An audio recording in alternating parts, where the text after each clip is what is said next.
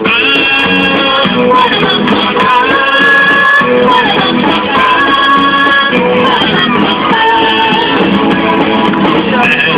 már ismerem a betűket, szegény gyerek, de ha iskolába jár, megtanulod a betűket.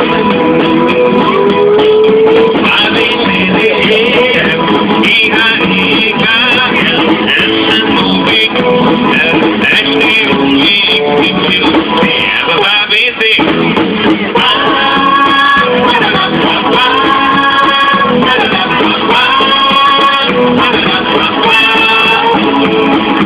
Minden betűnek van jele, és minden szónak sok betűje.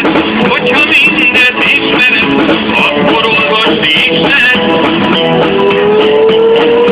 A, B, C, D, E, F, G, H, I, K, L, M, N, O, P, Q, R, S, T, U, V, X, Y, Z, ez az ABC.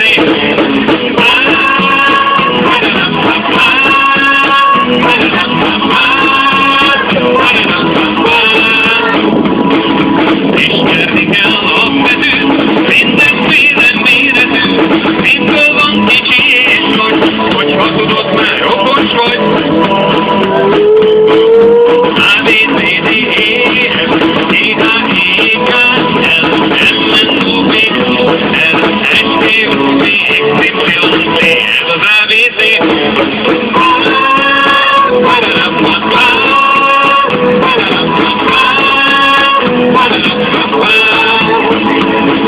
Ha ismered a betűket, nem csak olvasni lehet, hanem írhatsz levelet, vagy leírhatod a nevedet.